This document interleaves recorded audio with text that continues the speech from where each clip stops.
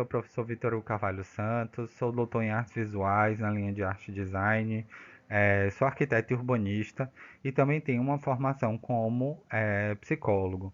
Quando eu vou falar sobre esse tema, né, do paisagismo e do conforto urbano, é muito interessante estudar quais são os elementos que se imbricam, né, e que se relacionam. Quando a gente está falando de conforto urbano, a gente está falando da sensação do usuário de estar confortável utilizando esse espaço urbanístico e de que forma a gente pode utilizar ferramentas do urbanismo para poder promover então esse tipo de conforto. Os objetivos da nossa aprendizagem se restringem ao quê? Entender como é que funciona, primeiramente, essa relação entre paisagismo, urbanismo, arquitetura e conforto urbano.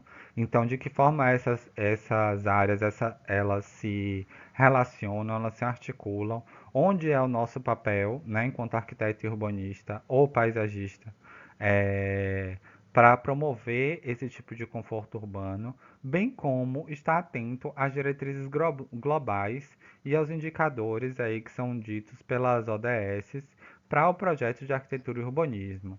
Então a gente não está olhando aqui numa escala micro, né? Salvador, Bahia, a gente está olhando também para indicadores que são de nossa responsabilidade a nível global. O primeiro slide que eu apresento aí é muito interessante porque ele vem dessa fonte do Manual de Arborização de Salvador de 2017, que traz aí um compêndio de tipos de vegetação que são encontradas aí na Mata Atlântica, na Restinga, que a gente pode utilizar nesse projeto, bem como é importante salientar que nós temos que buscar outros tipos de vegetação, outros tipos de soluções que partem de outros segmentos, como da arquitetura e do urbanismo. Nessa imagem a gente vê, por exemplo, um esquema de escalonamento, né? Então, como é que a gente faz para poder escalonar esses usos, digamos assim? Então, o prédio, a habitação, né, a edificação que está mais próxima da rua, de que forma que a gente pode melhorar o conforto a partir de vegetações arbustivas, de que forma que a gente pode trazer mais próximo aí a escala da edificação que vai estar na lateral, para trazer um elemento, digamos assim, de estruturação desse ambiente, né, sem que seja uma escala diferente que destoe, digamos assim. Muitas vezes se cai na tentação de que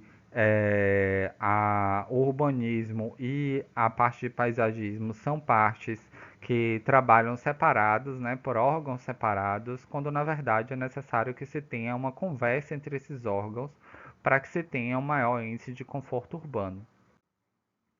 Aqui eu trago para vocês algum desses elementos que o paisagismo pode ajudar, tanto na escala urbana quanto na escala local, como por exemplo, a gente tem aí vegetações arbóreas que podem auxiliar na interceptação de águas de chuva, então promovendo espaços de refúgio para esses usuários que utilizam a escala urbana.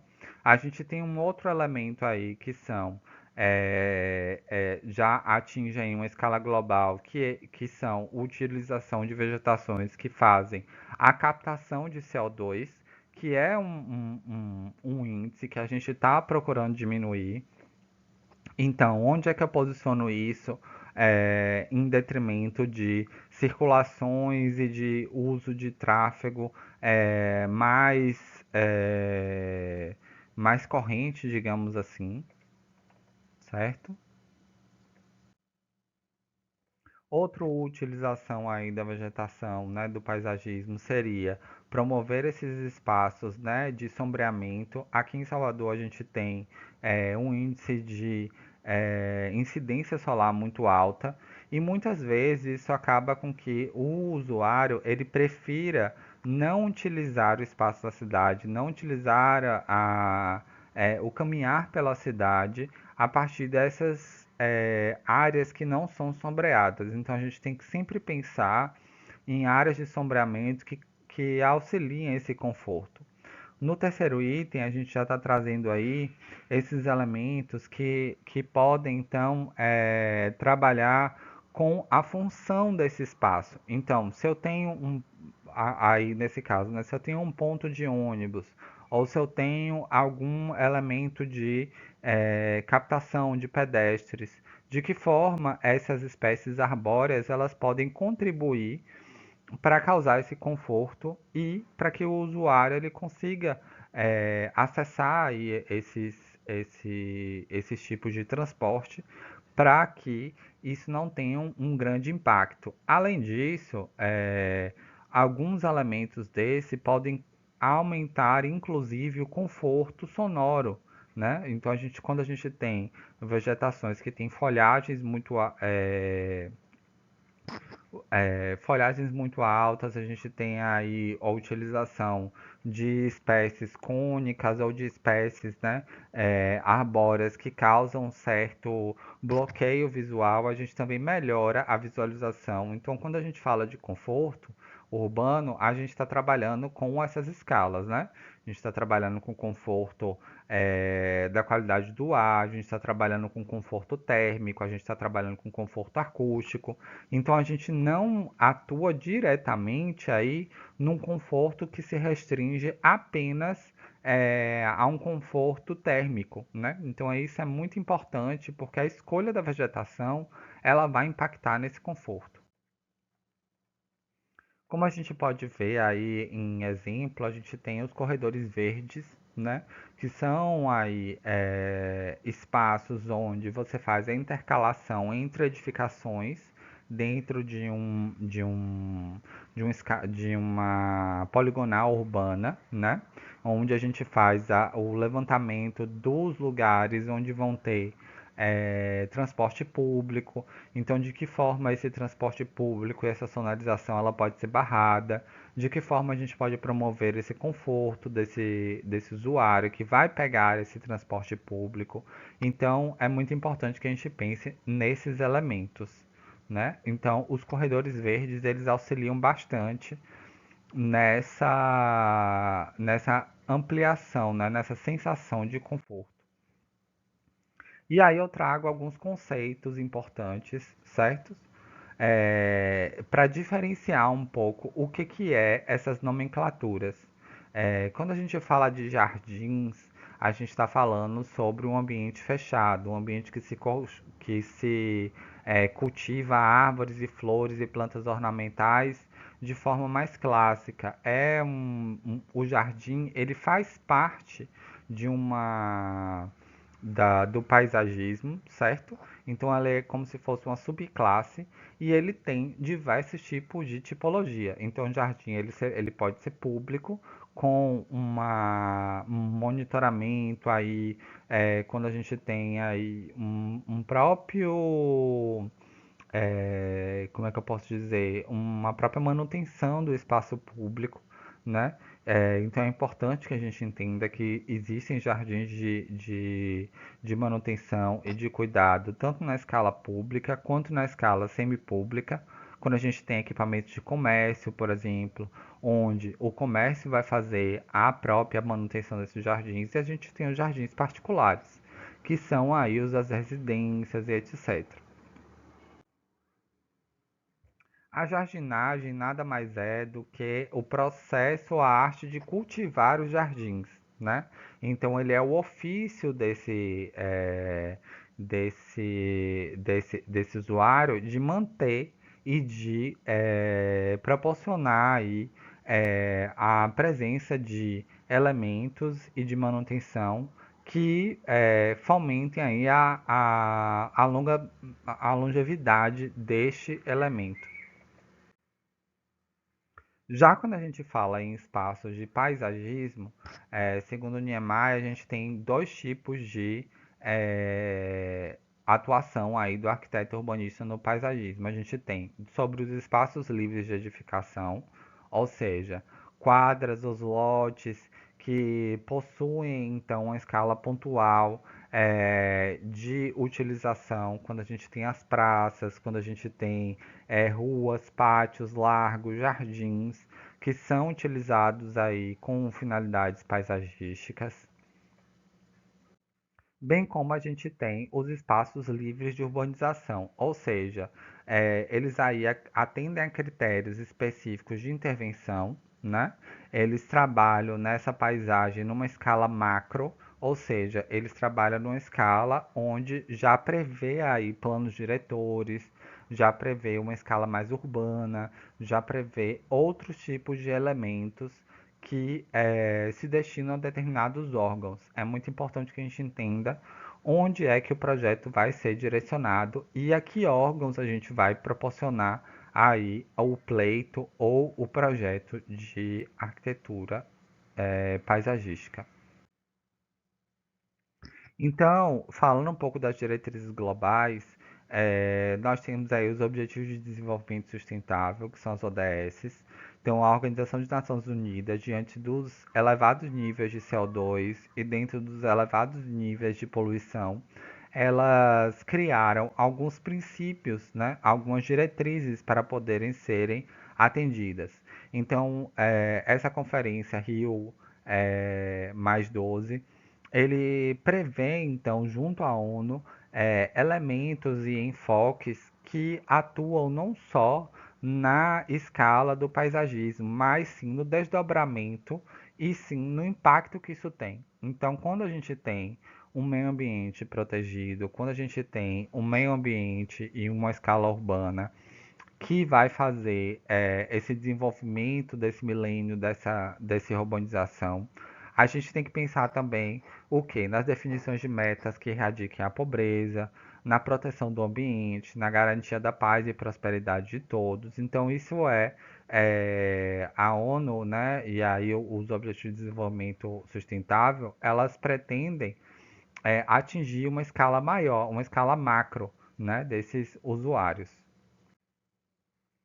E a ODS, digamos assim, que mais impacta dentro dessa temática é a ODS 17, né, que tem como complemento e objetivo alcançar um determinado índice até 2023. Então a gente vai ter as agendas que são feitas aí por parte política, onde se tem uma fomentação dessas agendas de sustentabilidade.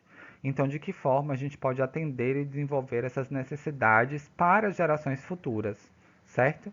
Então, como a gente pode ver, alguns indicadores como índices de gás carbônico, como falta de segurança na cidade, porque nós temos, quando o ambiente, existe um estudo, né, falando aí, quando o ambiente ele é muito pouco arborizado, ele é muito pouco tratado ao nível de paisagismo, ele causa uma certa sensação de insegurança, ele causa uma sensação de afastamento, digamos assim, do usuário. Então a gente tem alguns objetivos aí que devem ser atendidos para que a gente consiga alcançar aí e fomentar essas agendas de sustentabilidade.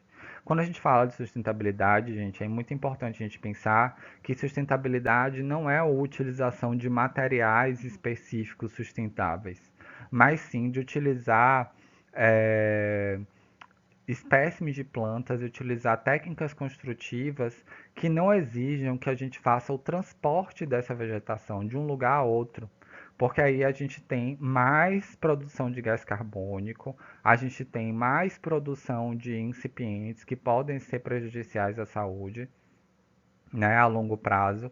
Então é de estar atento a qual localidade você está e em qual localidade vai ser implantado e de que forma eu posso dimirizar para que esse projeto seja executado sem que eu precise retirar vegetações de lugares muito distantes, né, para poder promover um microclima que resolva ali o problema, mas que a longo prazo existe uma escala aí, né, um blueprint, digamos assim, que acabe por danificar, digamos assim, a própria diretriz que a gente falou, segunda das ODS. Então aí a gente tem 17 tipos, né, de desenvolvimento sustentável que foi publicado dentro das agendas globais da ONU. Querendo ou não, a ODS 13, que é a de maior importância, é a ação contra a mudança do clima global. A gente vê aí os altos índices de temperatura, a gente vê índices de produção de gás carbônico, produção de químicos, que podem afetar também indiretamente o conforto desse usuário. Então, se pudéssemos focar aí numa inspiração, seria a inspiração de ação contra a mudança global de clima, né? Então, a gente trabalhar aí com elementos que facilitem, né? E que tornem de maneira profícua aí essa ação de mudança global. Então, alguns dos tópicos utilizados por essa ODS 17 são reforçar a resistência da capacidade de adaptação de risco relacionado a catástrofes naturais de todo o país. Então, a gente viu e passou recentemente por determinadas catástrofes onde foram utilizadas técnicas construtivas e escolhas de vegetações que não foram pertinentes aí para o local, que acabam por destruir determinadas áreas, como a gente viu em Brumadinho, a gente viu em outros tipos aí de cidades e de desastres naturais. Então a gente tem que estar sempre atento a isso. Integrar as medidas do Clínica às políticas nacionais e de planejamento, ou seja, eu não vou atrelar o meu projeto de urbanismo e ao meu projeto de sustentabilidade apenas a minha escala de poligonal de ação, mas sim eu vou ter que estar com uma justificativa embasada nessas diretrizes globais. Isso reforça o projeto, isso inclusive é, melhora a nossa aceitação, né, de intervenção. A gente tem uma melhoria da educação e da capacidade humana e institucional de mitigação e adaptação da redução dos impactos, ou seja, trabalhar como se fosse também na área do segmento até educacional, né? Falar dessas pessoas, inclusive, falar para essas pessoas a importância dessa manutenção, implicar a população nisso, porque não adianta eu ter um projeto onde eu faça um tipo de arborização e a população ali local não entenda a importância disso, a importância da manutenção disso. A gente tem aí também, né, a implementação do compromisso, né, assumido pelos países pela convenção, né? Então são mais de 100 bilhões, né, de dólares por ano em 2012 que são implicados aí pelas Nações Unidas para a modificação do clima, para a gente poder mitigar aí os acessos de temperatura. A gente está vendo o próprio a própria ação, digamos assim, das calotas polares, os próprios desastres naturais. Então, de que forma a gente pode implementar e planificar, né, e operacionalizar planos de fundo verde que auxiliem e diminuem aí esse lado, né, de impacto ambiental a nível global. Então a gente tem que promover e criar esses espaços de relacionamento, né, para a mudança de clima, a partir de uma gestão que seja uma gestão não só dos órgãos públicos, mas também dos arquitetos, dos urbanistas e também da população. Então a gente faz um trabalho de psicoeducação, digamos assim, para que se entenda a importância da manutenção e da criação desses espaços para o meio urbano.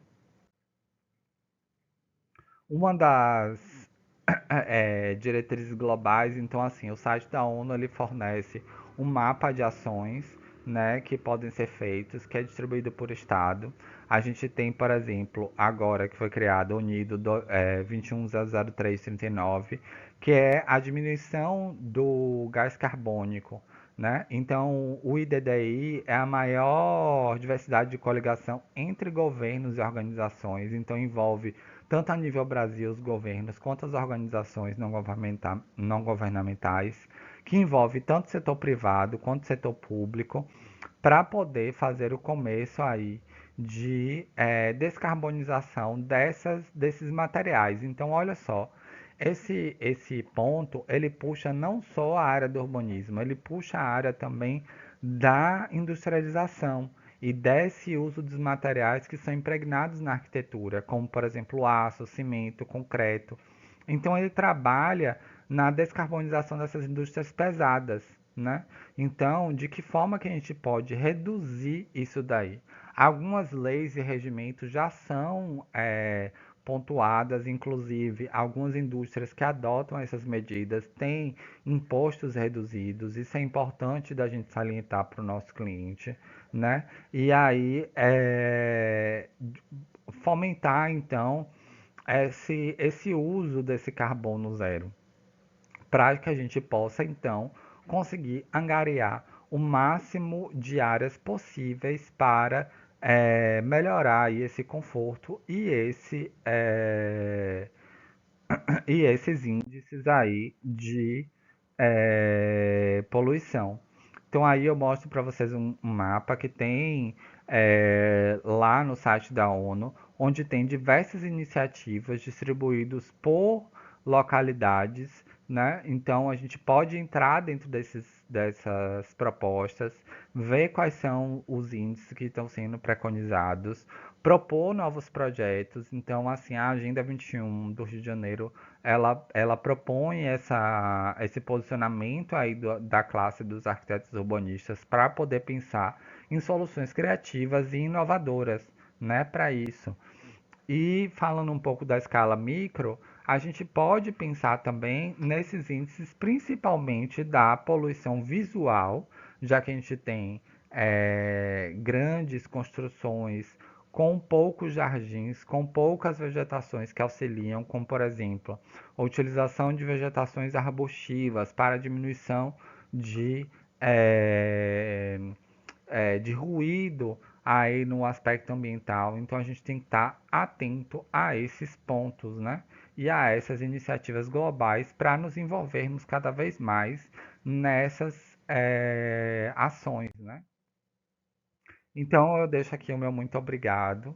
Espero que vocês tenham gostado da aula. Qualquer dúvida, o meu e-mail, o meu contato está disponibilizado, tá? Querendo ou não, é uma videoaula curta para poder fazer uma revisão de projeto, né? Falar um pouco dessas soluções. Hoje nós temos uma realidade onde as pessoas se sentem inseguras ao utilizar o espaço público, principalmente pela questão de segurança, pela questão de conforto. A gente tem também edificações que não são pensadas no nível de paisagismo e aí acabam acarretando em ruídos acústicos, em pioria da qualidade de vida, digamos assim, né? Então são muitos elementos aí que a gente pode trabalhar dentro desse contexto. Então eu agradeço a vocês e qualquer dúvida estou à disposição.